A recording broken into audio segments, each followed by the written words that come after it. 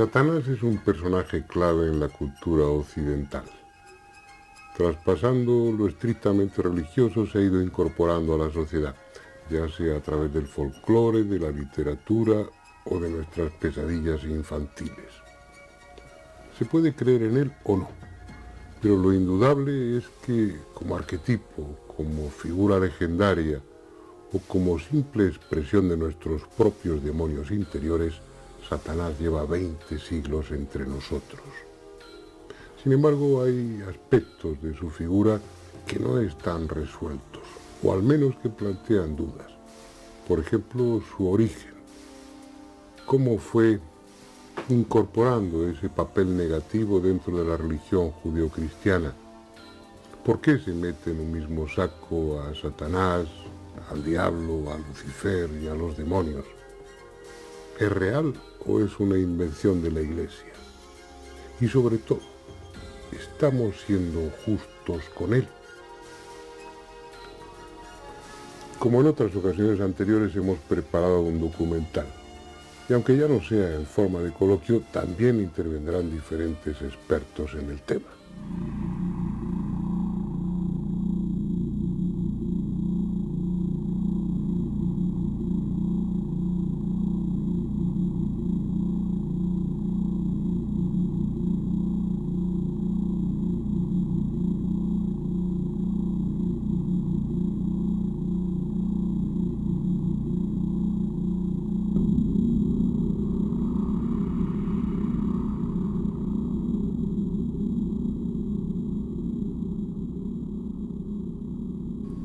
Está aquí, entre nosotros, o mejor aún formando parte de nosotros.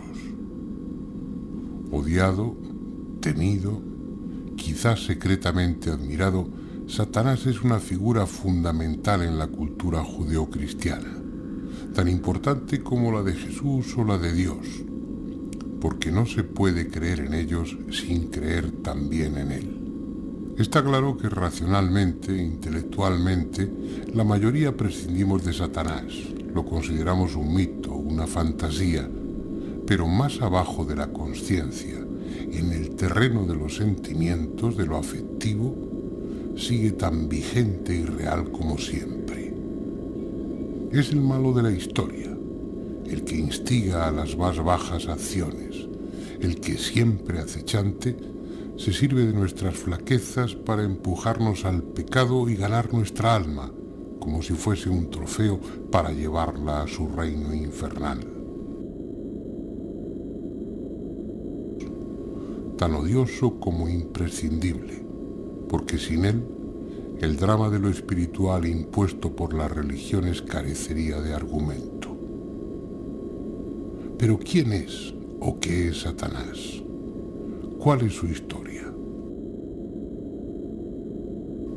En el ánimo popular, en lo literario o en lo filosófico, el diablo es contemplado de dos maneras diferentes.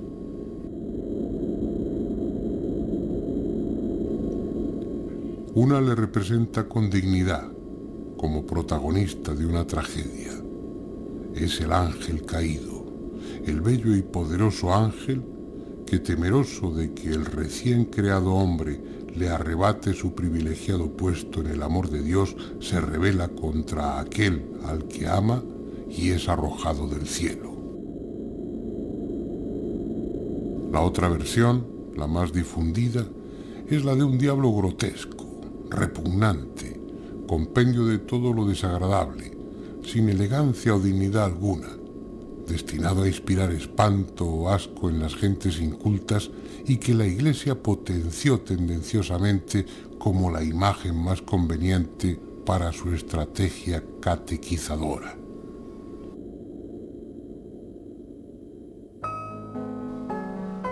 Pero ni una ni otra versión es cierta, al menos en sus raíces.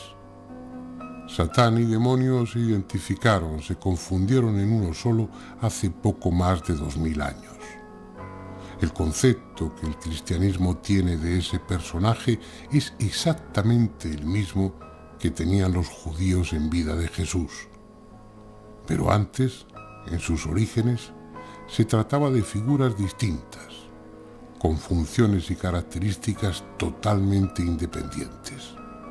Vayamos primero con Satán. De entrada no es o no era un nombre propio. En la Biblia hebrea el término Satán se usa como genérico y equivale a enemigo, a adversario, aplicándolo indistintamente a hombres o a espíritus.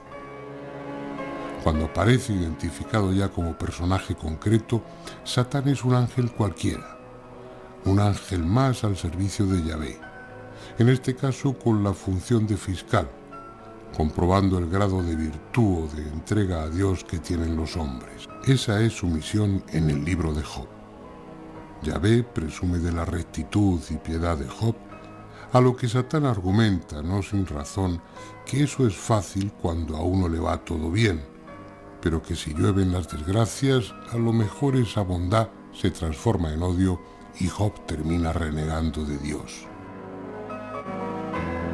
Es Yahvé quien, aceptando como bueno el argumento de Satán, le ordena a éste que deje a Job en la ruina, que le proporcione una horrible enfermedad, que le deje sin familia.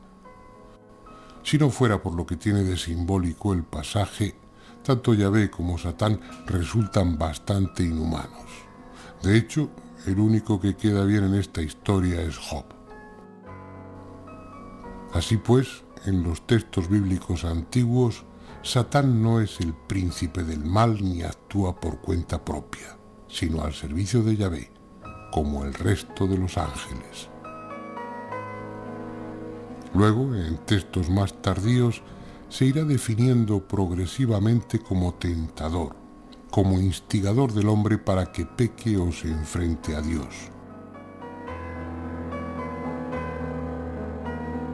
Y ya que estamos tras la pista de la identidad del diablo, dejemos claro que el nombre de Lucifer, tan extendido, nada tiene que ver con nuestro personaje. Esa metáfora de ángel caído, el más bello de los ángeles, el lucero que se precipita al abismo, es pura fantasía de algunos autores cristianos. El error proviene de un texto de Isaías que dice así: ¿Cómo has caído de los cielos, lucero, hijo de la aurora? Has sido abatido a tierra, dominador de las naciones.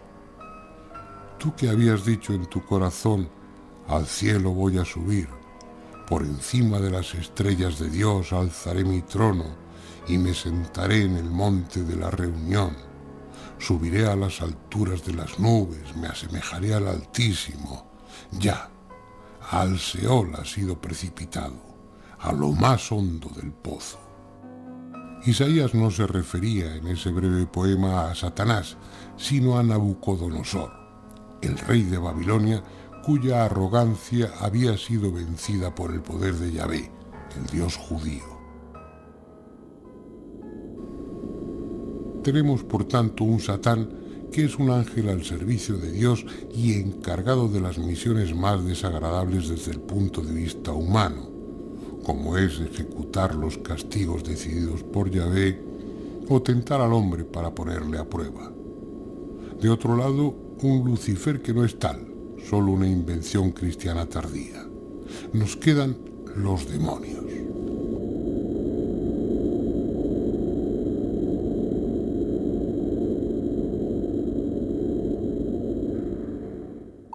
Vamos a retroceder en el tiempo. Vamos a ir a las fuentes, a los orígenes de esa figura que constituye hoy el eje central de este programa. Y vamos a hacerlo con Antonio Piñero. Dentro de la cultura judeo-cristiana, Satanás es una figura importante, pero imagino que no es la única figura negativa o que cristaliza en ella el mal, sino que en otras religiones más antiguas o contemporáneas de la judía ha habido una figura similar con papeles parecidos y que probablemente hasta haya influido en la génesis del propio Satanás, ¿no? Sin duda alguna, si uno piensa, por ejemplo, en el libro casi fundacional del judaísmo, que es el Génesis, y donde aparece en el capítulo 3 la figura de esa serpiente, que todavía no es Satanás, y si casi todos los investigadores están de acuerdo en que todos esos mitos que recoge el libro del Génesis y que los hace judíos, proceden de Babilonia y de ese, digamos, arco del Medio Oriente fértil, pues es evidente que en otras religiones existe también esa figura un poco misteriosa. Pero, por ejemplo, lo que sería interesante es saber, dentro de ese cristianismo primitivo, qué tipo de demonios, de espíritus malignos, de seres que luego después todos ellos iban a cristalizar, a confluir en la figura de Satanás, estaban ahí como un germen de lo diabólico, ¿no? Sí, yo diría que esa cristalización ha ocurrido antes. La cristalización de las diversas figuras de espíritus malignos, que son fundamentalmente tres, digamos, pues por ejemplo, los espíritus campestres malos, que van unidos también a los espíritus de los gigantes, capítulo 6 del Génesis, a los espíritus de ángeles caídos, a los espíritus acusadores o satanes. Todo eso va confluyendo y probablemente 100, 200 años antes del cristianismo, como era una, digamos, mentalidad muy compleja, el mismo pueblo lo va simplificando. De tal modo que, en mi opinión, cuando Jesús empieza a hablar que el reino de Dios es una pugna entre ese mandato de Dios que va a venir sobre la tierra y el mandato de Satanás, que existe en ese momento, que se retira vencido, en ese momento en el que está hablando Jesús a las masas de Palestina de eso, ya ha habido una cristalización. Pero 200 o 300 años más tarde, siguen los cristianos creyendo fundamentalmente en una gran cortes de gente que están por aquí pululando, si no nos explica que fuera un cristiano el que editara el Testamento de Salomón, que es al fin y al cabo el Testamento de Salomón, es un tratado de demonios, en que te va diciendo las distintas clases que hay, con sus distintos efectos, y hay demonios de todas clases, como por ejemplo demonios femeninos, masculinos, demonios que se meten dentro de las mujeres y que le impiden sus funciones gestantes normales, demonios sin cabeza, porque resulta que son de un producto, digamos, que generan o que son generadores de una envidia tal que hasta han perdido la cabeza, y lo único que hay que saber es exactamente cómo se llama el demonio, conocer el nombre y la fórmula que hay que emplear para neutralizarlo. ¿Qué pasó con todos esos pequeños demonios, diablillos que estaban en la creencia popular de los primeros cristianos? ¿Los incorpora Satanás o a su imagen, a su figura, a sus capacidades, o se van diluyendo y se pierden sin más? No, yo creo que en el cristianismo primitivo y después hasta hoy se va a dar otro fenómeno de simplificación parecido al que habíamos antes hablado en el judaísmo en el siglo III, II antes de Cristo, y es que la gente necesita cuanto más sencillo mejor, ¿no? Y entonces el que pululen demonios sublunares, el que unos sean demonios más o menos buenos, el que unos se encarguen del espíritu, digamos, o la tendencia al mal en el hombre, pero sin ser especialmente malo, en que uno sean acusadores, pues eso es demasiado rollo y complicado para la gente, por decirlo así, y entonces se centraliza en uno, y es Satanás y su cohorte. Y entonces realmente lo único que queda es la imagen de un Satanás, que es la incorporación actual de lo que es la serpiente antigua, que se metamorfosea, que esa es otra de las características que incorpora el último judaísmo.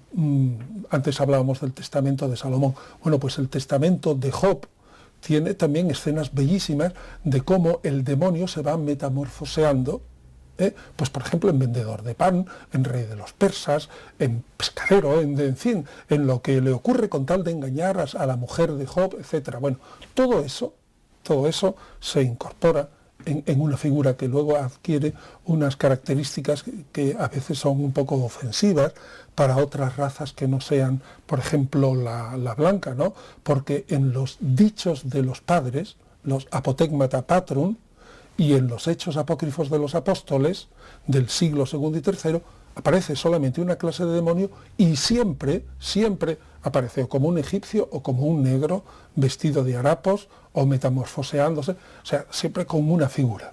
Y hasta el día de hoy en el que existe una sola clase de malvados, ¿no? Ahora, al final de los tiempos, el demonio volverá a sacar, según la mitología cristiana, un montón de enemigos plurifacéticos, de muchas caras. Cada uno con su Sí, un montón, y entonces habrá una pelea tremenda. Entonces sí que va a hacer falta un buen catálogo. Bueno, pues no sé si merece la pena envejecer muy tarde o vivir mucho tiempo para ver ese tipo de Ahora, lo pelea, que yo... ¿no? Pero bueno, a veces puede ser entretenida. Sí, pero a veces deberían de reflexionar también un poco los cristianos, ¿no?, sobre la inconsecuencia que es suponer un Dios que es absolutamente todopoderoso, absolutamente todopoderoso, absolutamente justo y absolutamente bondadoso, y al mismo tiempo que permite la existencia de toda esta cohorte infernal que lo único que hace es fastidiarnos, pero con tomo y lomo, ¿no? Ese es un aspecto que a mí me gustaría, pues aprovechando que estás aquí, dejar claro, ¿no? Que así como el resto o la mayoría de las religiones tienen un concepto dualista y una figura del bien y una figura del mal y un enfrentamiento entre ambas, como tú acabas de decir, en la religión judeo-cristiana es un Dios omnipotente, creador de todo, responsable de todo, y sin embargo aparece una figura negativa que cada vez va adquiriendo mayor protagonismo y que en muchas situaciones, en muchos pasajes, pues se entra en una especie de incongruencia, como si realmente hubiera un pulso entre Dios, que es el creador de todo, incluido el diablo, y su propia criatura, ¿no? Claro, es que entonces debería de plantearse el dilema, o bien le falta un poquito a esa extrema bondad, puesto que permite voluntariamente, ya que lo controla, tanto fastidio, o bien no tendría la total omnipotencia, puesto que estos individuos campan por sus respetos de una manera autónoma, ¿no? Da la impresión de que la Iglesia actual está tratando de quitar hierro respecto a Satanás, al infierno, al purgatorio, a esos conceptos que a nivel popular han sido algo tremendo y ominoso. El Papa lo que dice simplemente es: entendamos el demonio como, digamos, de una manera abstracta y más como un estado, pero sigue existiendo, que esto es lo importante, y es a lo que íbamos antes. Por mucho que se interprete de una manera relativamente simbólica o metafórica, sigue existiendo esa fuerza mala, o el infierno como estado donde te vas a ver privado de Dios, también se ha dicho en el catecismo de alguna manera, ¿no? Y ese sufrimiento interno de verte privado de Dios, dicen, va a ser más terrible que cualquier fuego, tortura, arrojamiento, desgarramiento de carnes, etcétera, etcétera, etcétera. Sin embargo, sigue manteniéndose la aporía, es decir, la dificultad, el problema fundamental que tú y yo apuntábamos hace un momento.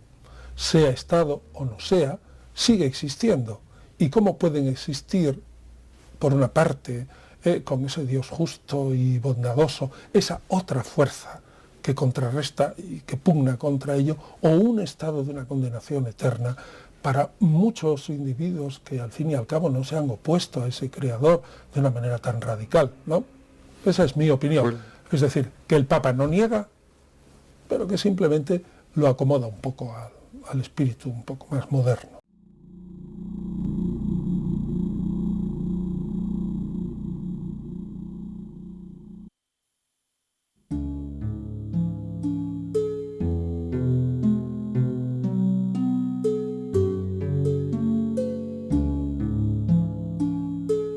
Israel no fue siempre Israel.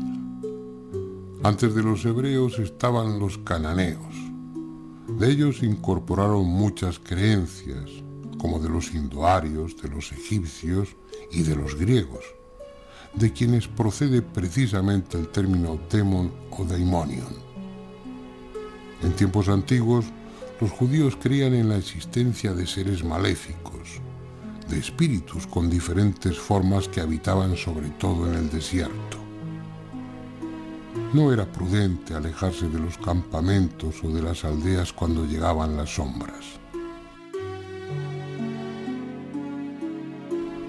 El gran día de la purificación los hebreos introducían mágicamente sus pecados en un macho cabrío y lo soltaban en el desierto para que Azazel se alimentase y de paso se libraban de sus culpas.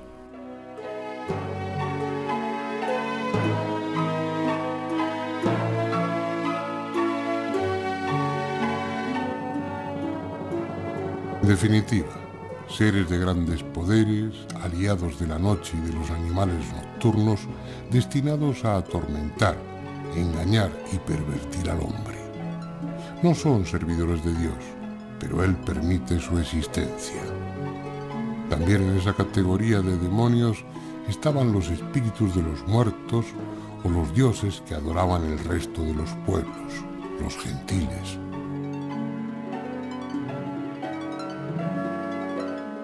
En textos más tardíos aparece ya un demonio judío como tal, Asmodeo, con el que se enfrenta Tobías y le vence gracias a la oración y a la penitencia.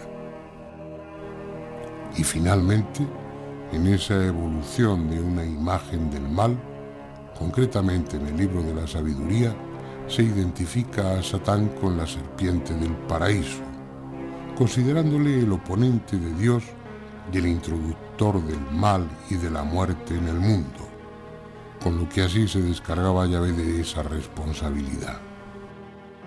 Los judíos distribuyen, por decirlo de alguna manera, el alma humana en 5 partes. Y la parte más baja es Nefesh. Y Nefesh tiene las mismas cifras que Nahash, la serpiente del paraíso. Y es curioso porque esto nos da a entender que este es un elemento que llevamos todos dentro. O sea, tenemos algo de esa serpiente del paraíso, puesto que tenemos los mismos componentes numéricos.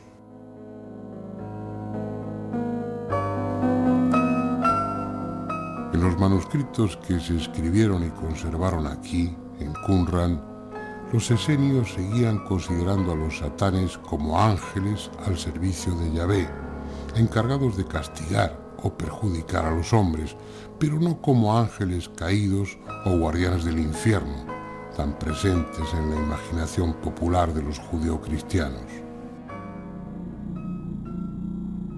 Una actitud que ha perdurado y resulta extensible a la mayoría de las religiones, o lo que es lo mismo, de las iglesias que las representan. Las enseñanzas y normas dictadas presuntamente por los dioses en un momento histórico concreto y para una sociedad determinada requieren una fidelidad absoluta para mantenerse. Sin embargo, superadas las circunstancias sociales y políticas en que esas religiones surgieron, la mayoría de sus normas, sobre todo las que tienen que ver con costumbre y forma de vida, se van quedando desfasadas, obsoletas, y con no poca frecuencia se transforman en grotescas. Cualquier cambio venido desde fuera, cualquier avance técnico, cualquier idea nueva, son mirados con desconfianza o rechazados violentamente. Y es así porque la transformación social, el desarrollo de la ciencia y todo aquello que contribuya a expandir el conocimiento o a liberalizar los hábitos tradicionales, arrincona a las normas y dogmas en que se fundamentan las religiones. Las acaba mostrando como algo anacrónico, basado en principios racionalmente insostenibles. Que en su tiempo esos avances fuesen considerados diabólicos es comprensible. Por muy divina que fuese su inspiración, las iglesias son instituciones humanas y como tales se han enfrentado por todos los medios a cualquier influencia que pusiera en riesgo su poder. Un poder sustentado básicamente en la obediencia ciega de los fieles, ya sea por convicción o por miedo al castigo. Fuesen reales, simple leyenda o alienígenas desertores, los ángeles vigilantes del primer cielo aportaron técnica, conocimiento y costumbres nuevas. Por tanto, iban contra lo establecido. Su influencia era buena para el hombre, pero mala para la religión. Así que no debe extrañar que en su libro Enoc los mande al abismo subterráneo, al infierno, donde estarán hasta el día del gran juicio.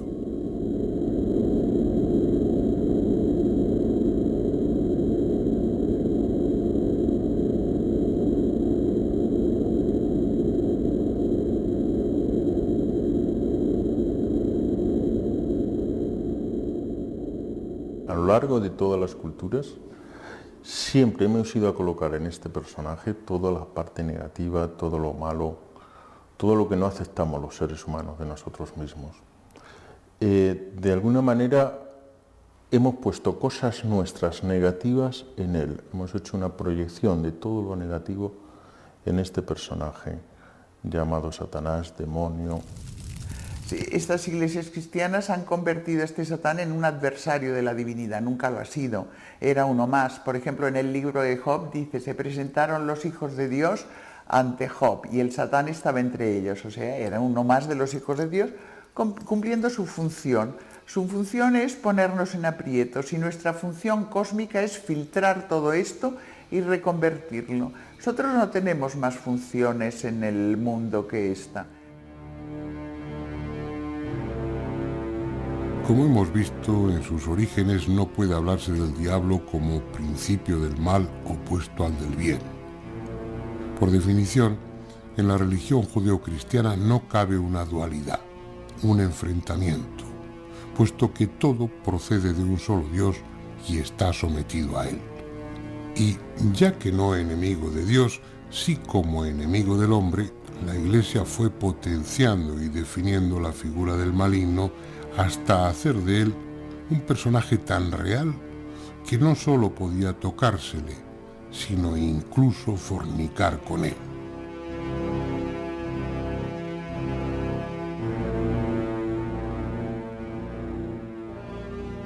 La sombra, nuestro demonio interno, no tiene por qué ser negativo en la medida en que lo reconozcamos y lo sepamos interpretar. Si lo miramos de frente, si lo analizamos, si lo vivimos y si lo superamos, se abren nuevos campos y nuevas expectativas. De hecho, nosotros en psicoterapia, cuando tratamos a un paciente, vienen con sus propios demonios, reprimidos o realizados, pero con ellos. Y tiene un sentido tremendamente lógico y coherente en toda la historia de su persona, tanto en el pasado como en el presente como en el futuro. Solamente hay que entenderlo. Y cuando lo entendemos de alguna manera, estamos logrando integrar un psiquismo más sano. La sombra, por tanto, no tiene por qué ser negativa. Gabriel López de Rojas es fundador y gran maestre de la Orden Illuminati. ¿Qué es la Orden Illuminati, Gabriel? La Orden Illuminati es una orden masónica, ocultista y luciferina, que se dedica pues, a dar una iniciación a las personas que se acercan a sus puertas. Su principal intención es ayudar a aquellas personas que tienen una inquietud dentro del ocultismo, el luciferismo, etc. Tú has definido la orden como, entre otras cosas, como luciferina.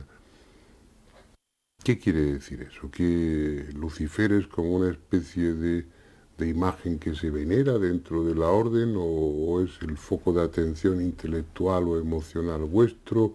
¿Qué pinta Lucifer en una orden así? Bueno, nosotros observamos la figura de Lucifer de diferentes formas. Para la gente de la calle, es decir, para los no iniciados o profanos, Lucifer es el maligno o el mal, ya que tiene una formación cristiana, y prioritariamente católica. Para los iniciados de los primeros grados, Lucifer es una especie de ángel de luz que ilumina las tinieblas interiores y conduce a la unión con Dios. Y para los iniciados de alto grado, donde ya encontraríamos a los luciferianos, que no son luciferinos, Lucifer es el propio Dios. El Dios cristiano es dogma limitación, amputación, castración, muerte. Lucifer está más unido a la libertad, el libre albedrío y unos planteamientos totalmente contrarios. Pero existen también esas otras sectas satánicas con una acción directa, con una actitud un tanto beligerante en contra en un país como este u otro ámbito católico en contra de la Iglesia. Existen. Sí, claro. Dentro del satanismo hay diversas corrientes. El satanismo moderno aglutina diversas corrientes y el luciferismo, el satanismo de corte labeliano, es decir, ateo, o el luciferianismo están dentro de esas corrientes. Ahí encuentras el tipo de órdenes o de iglesias o de sectas que acabas de citar tú en estos momentos. ¿Por qué Lucifer y no Satanás? ¿Por qué hay algún matiz en esa diferencia, en esa palabra? Sí, nosotros escogemos a Lucifer porque entendemos que es el portador de la luz. Pero en el fondo... Muy ligado al mito griego de Prometeo. Sin embargo, Satanás presenta otras connotaciones distintas. Pero dentro de la Iglesia Católica se juntan ambas figuras, terminan siendo lo mismo. Vosotros no, vais más atrás y separáis una cosa de otra. Bueno, nosotros creemos que el ángel de luz que he citado antes aparece en la historia con diferentes expresiones. Aparece en la historia como el Set egipcio, el Satanás hebreo, el macho cabrío de las brujas medievales, el Baphomet de los templarios, el dios actual de los yezidís, etc. Y dentro de eso nosotros también pensamos que esas expresiones son algo distintas. Partiendo de ahí nos quedamos con la expresión de Lucifer prioritariamente, porque consideramos que es la más iniciática y necesaria de cara a nuestros fines filosóficos. Es decir, estaríais, para entendernos, estaríais más cerca del ocultismo, más cerca de una filosofía de tipo ocultista, esotérica, que más cerca de una iglesia en contraposición a la iglesia establecida. Exacto, por eso cuando hemos iniciado la conversación yo he definido a la orden como masónica, ocultista y luciferina. Utilizas el término de masonería en muchas ocasiones. Supongo que hay rituales como los hay en la masonería que tienen un ropaje que, sí, por supuesto simbólico, pero que es más o menos espectacular o incluso dramático, ¿no? Bueno, si el iniciado tiene que morir de una manera para nacer a otra nueva forma de vida o de planteamiento, pues todo eso, para un espectador no conocedor, pues tendría unos tintes muy dramáticos. ¿Hay ese tipo de ritual o ceremonia en vosotros? Sí, eso está presente. Nosotros utilizamos mandil masónico, guantes blancos, y todo tipo de simbología de albañilería presente en una logia masónica, como puede ser un compás de una escuadra, el mosaico de ajedrez o tipo ajedrez, el triángulo y el ojo, es decir, el delta, etc. Dentro de esa orden hay un compromiso, supongo que como lo hay en cualquier grupo. Ese compromiso resta libertad al individuo, es decir, si se quiere marchar se puede marchar libremente o eso trae consecuencias. No, la entrada y salida de la orden pertenece a la conciencia de cada uno. Si uno cree que si uno cree que debe marcharse, pues puede marcharse, nadie le prohíbe la salida. Lo único que se pide es un poco de respeto a las enseñanzas y un mínimo de cuidado con todos aquellos papeles que tienen relación con la orden, ya que estamos en un país algo problemático estas cuestiones, ¿no? Ya. Da la impresión de que, en contra de la imagen que uno puede tener inicialmente, lo que estás planteando es la figura, o lo que planteáis dentro de vuestro grupo, dentro de Illuminati, es Lucifer no como una figura negativa, no como el enantiromorfo, la imagen especular del Dios católico, sino como una imagen del bien, o que tiende hacia el bien.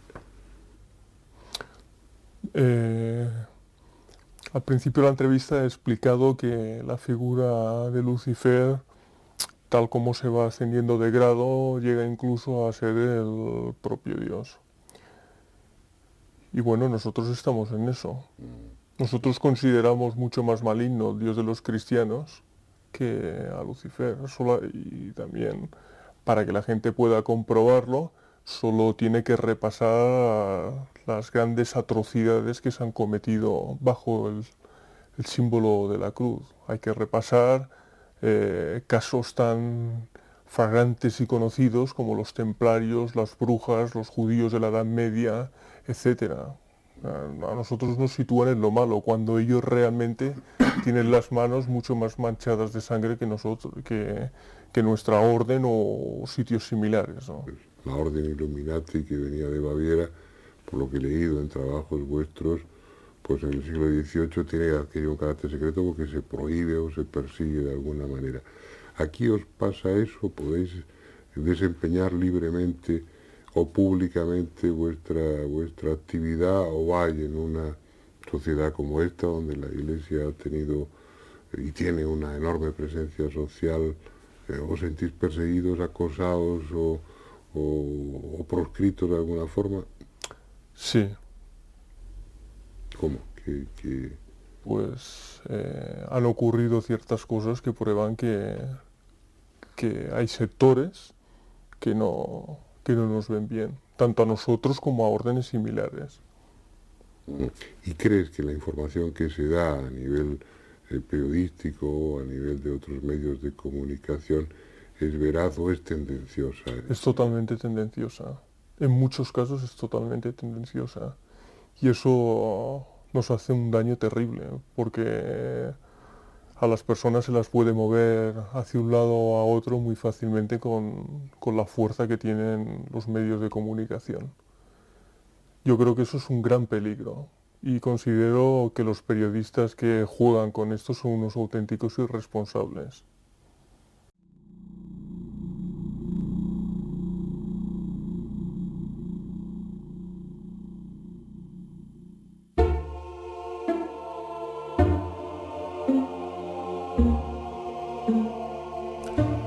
Durante la Edad Media se escribieron muchas páginas oscuras para la historia, y la Iglesia ha de asumir una de las más negras gracias a la Inquisición, una institución nacida para reprimir la herejía, fundamentalmente la de cátaros y albigenses, que con su poder económico y político en el sur de Francia constituían una amenaza para los poderes fácticos, pero que con el tiempo fue incluyendo entre sus presas a otros grupos, tal vez menos significados políticamente, pero igualmente rentables, porque el Estado y la Iglesia se quedaban con los bienes del condenado.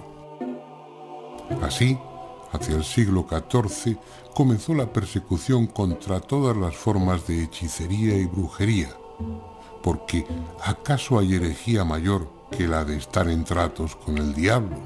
¿Y qué diablo? El fanatismo de los frailes inquisidores y la fantasía popular diseñaron un modelo de Satanás tan repugnante como absurdo.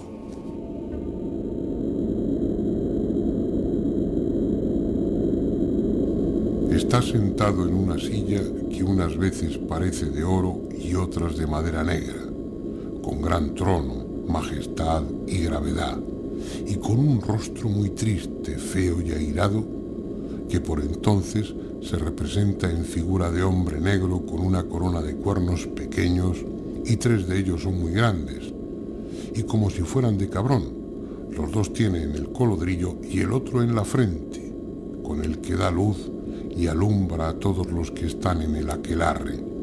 Y la claridad es mayor que la que da la luna y mucho menos que la que da el sol, y la que basta para que todas las cosas se vean y conozcan. Y los ojos tiene redondos, grandes, muy abiertos, encendidos y espantosos, la barba como de cabra, el cuerpo y talle entre hombre y cabrón, las manos y pies con dedos como de persona, mas que son todos iguales, aguzados hacia las puntas con uñas rampantes, y las manos corvas como ave de rapiña, y los pies como si fuesen de ganso. Y tiene la voz espantosa, desentonada, y cuando habla suena como un mulo cuando rozna.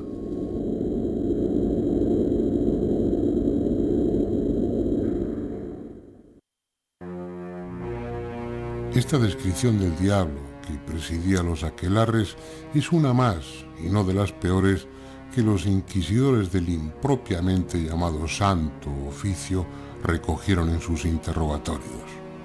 Procede de las actas del auto de fe celebrado en Logroño en 1610.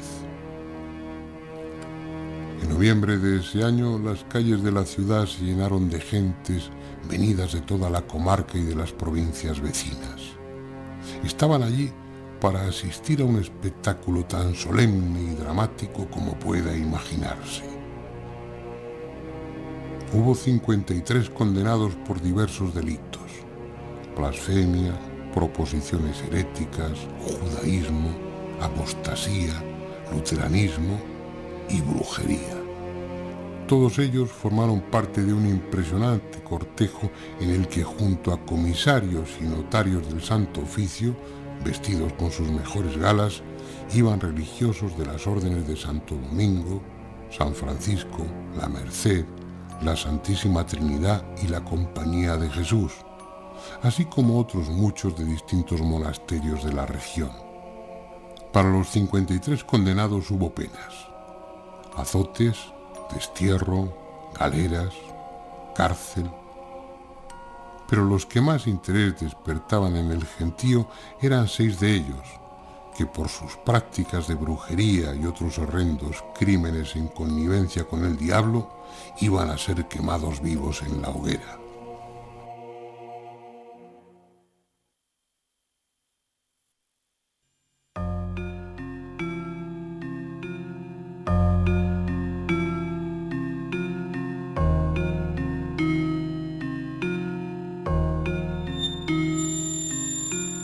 Aquellos pobres desgraciados que ardieron en una plaza de Logroño procedían en su mayoría de Zugarramurdi, un pintoresco pueblo de Navarra junto a la frontera con Francia.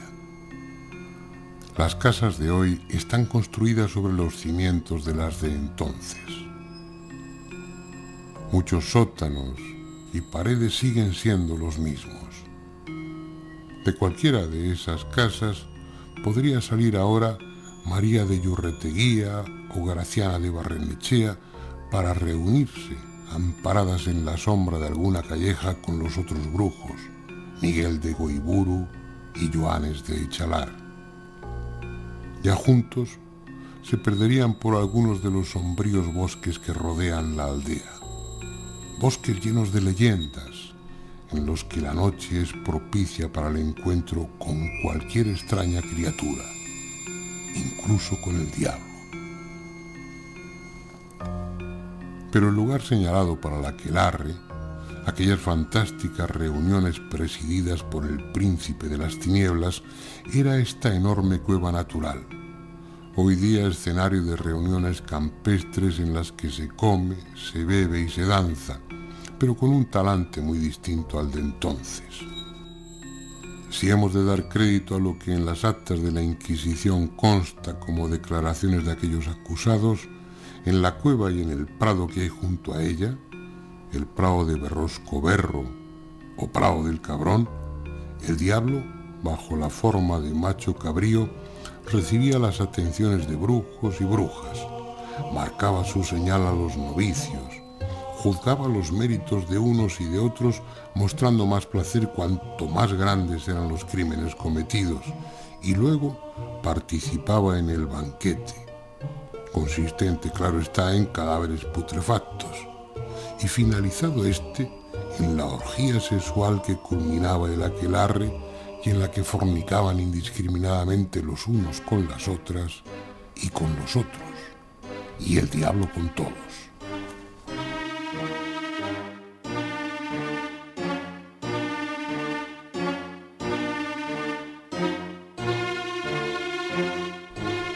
El llamado ungüento de las brujas, que se aplicaban para esas ocasiones, tenía un alto contenido en belladona y beleño negro, lo que provocaba un sopor alucinatorio en el que cualquier cosa imaginada se vivía como real, incluida la presencia de un diablo tan grotesco y repugnante como libidinoso. Eso puede explicar que algunas brujas creyeran honradamente en la realidad de tan absurdos conciliábulos, pero en la inmensa mayoría de los casos, la descripción de los aquelarres y de la figura del diablo era fruto de la tortura.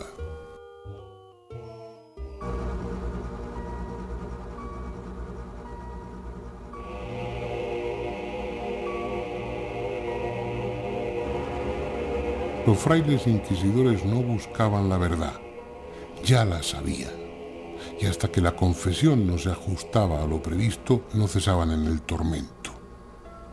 Aún así, cuando por escapar al inimaginable dolor el acusado confesaba lo que el inquisidor quería oír, el suplicio continuaba hasta que delataban a otros brujos y brujas, generalmente sus familiares más cercanos y cuantos nombres le venían en ese momento a la memoria. No hay tiempo, ni tampoco deseo por mi parte de describir el grado de sadismo al que llegaron los miembros del Santo Oficio en Europa. Cualquier cosa, por inhumana y bestial que el espectador pueda imaginar, se llevó a cabo.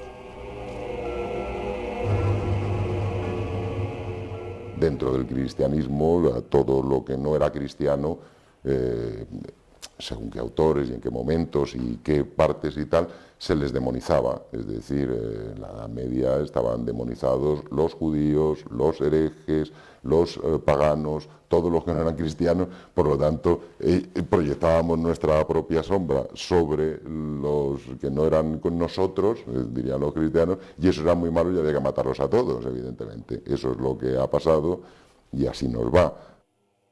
Es decir, de alguna manera el yo de la personalidad no consigue controlar esos dos aspectos. Y cuando eso ocurre, estamos ante un problema psíquico. Y cuando estamos ante un problema psíquico, estamos ante una enfermedad psíquica. No hay que correr mucho en la historia para ver cómo definíamos antiguamente a los enfermos mentales, endemoniados. Casi ha sido de este siglo para acá que no les llamamos endemoniados, que hay una tipología de las enfermedades mentales, pero antes eran endemoniados. Ese es un aspecto del tema que merece considerarse. Más allá del progreso técnico, de los avances sociales, de los adelantos científicos, el hombre no ha evolucionado en cuanto se refiere a maldad, intolerancia o sadismo hacia los otros hombres. Es una sórdida faceta de la naturaleza humana que se mantiene en los mismos términos que hace miles de años. Ahora, en esta etapa histórica, se sigue torturando, mutilando y matando con la misma estremecedora crueldad que en la Edad Media, y amparándose en las mismas razones: religión, patria, tradición, principios que en manos de unos resultan respetables y en manos de otros son pura basura. En el fondo constituye solo un pretexto para que los viles den rienda suelta a su vileza. La cuestión es si ese principio de maldad forma parte de la psicología humana o es privativo de unos cuantos, o si ese Satán en el que proyectamos nuestra maldad lo llevamos todos dentro y unos lo controlan en tanto que otros lo dejan suelto. Los nazis ponían la excusa de que había que acabar con los judíos porque ellos estaban dominando el mundo, porque ellos tenían el poder económico. La sombra de ellos, lo que no se reconocían en ellos, es que eran ellos los que realmente querían controlar el mundo. Y realmente casi lo consiguen, ¿no? Invadieron toda Europa y montaron la Segunda Guerra Mundial. Con esa excusa, pero el problema de su sombra hizo no reconocer esta parte negativa de ellos y ponerla en el pueblo judío. Pero este es un programa dedicado a la figura del diablo, y lo único que hace al caso es dejar claro que la figura de ese Satanás, tan imposible como esperpéntico, fue una creación de las iglesias protestante y católica de entonces. Al sintetizar en él todo lo social y moralmente negativo, diseñaron un modelo solo apto para los muy ingenuos o los muy incultos, incapaz de resistir el menor análisis crítico. No es él quien peca o transgrede las normas, es el hombre quien lo hace. Cumpliendo la tarea encomendada, Satán pone a prueba a los humanos, exactamente igual que hizo con Jesús aquí, en el monte de las tentaciones, igual que hizo con tantos anacoretas o místicos ascendidos después a los altares por haber superado con éxito ese examen. Tal función de tentador no es sólo conveniente, sino imprescindible para que el creyente compruebe su grado de evolución espiritual, su capacidad de control sobre las pasiones. Lo que pasa es que al cumplir eficazmente su tarea, nos deja en evidencia. Y eso no se lo perdonamos. Con actitud inmadura e irresponsable, le echamos la culpa a él, cuando en realidad es solo nuestra.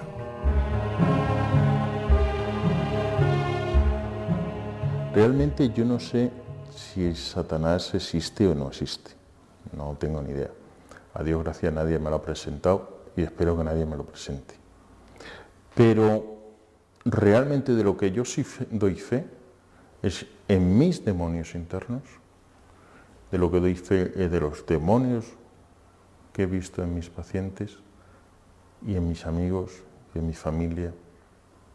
Y de ese proceso que todos tenemos que pasar de enfrentarnos a nuestros demonios. Porque solamente enfrentándonos a nuestros propios demonios podemos crecer.